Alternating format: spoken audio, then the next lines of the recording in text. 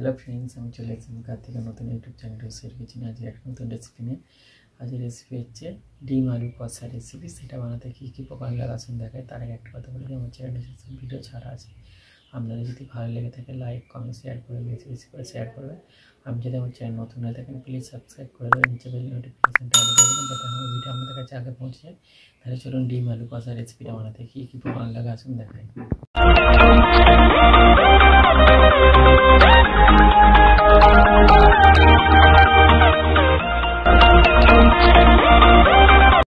চলুন তাহলে ডিম আলু কষা রেসিপিটা বানাতে কী কী উপকরণ লাগে দেখিয়ে দিই। তার আগে একটা কথা বলে দিই, ভিডিওটা প্রথম থেকে শেষ অবধি দেখার অনুরোধ রইল। তাহলে চলুন রেসিপিটা শুরু করি। গ্যাসটা জেলে আমি কড়াটা বসিয়ে দিয়েছি, কড়াটা গরম হয়ে গেছে। এর মধ্যে আমি তেল দিয়ে দেবো পরিমাণ মতো। এবার তেলের মধ্যে দিয়ে দেবো চিনি আর কটা গোটা জিরে, চিড়ে রাখা কাঁচা লঙ্কা, পেঁয়াজ দিয়ে দেবো, আলুগুলো দিয়ে দেবো। চিড়ে রাখা আলুগুলো দিয়ে দিয়েছি।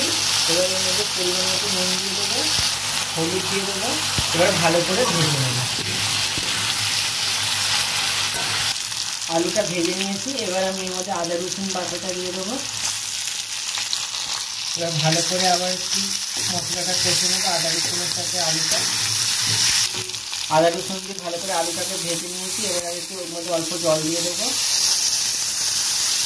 ওর মধ্যে এবার একটু ধনে গুঁড়ো দিয়ে দেবো, লঙ্কা গুঁড়ো দিয়ে দেবো, জিরে গুঁড়ো দিয়ে দেবো।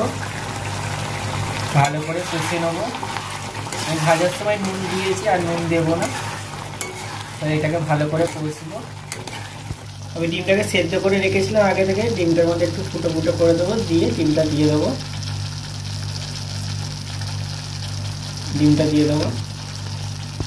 ডিমটাকে ভালো করে আলুর সাথে কষে নেব। ভালো করে কষে নিয়েছি ডিমটা দিয়ে। এবার জল দিয়ে দেবো। জল দিয়ে দিয়েছি। এবার দুটো ধনেপাতা ছড়িয়ে দেবো। এবার ভালো করে আলুটাকে সেদ্ধ করে নেবো। জলটাকে ফুটে মরে যাবে, তারপর নামাবো। আমার ডিম কষা রেসিপিটা হয়ে গেছে, এটা নামিয়ে নেব। দেখুন আমার ডিম কষা রেসিপিটা রেডি হয়ে গেছে।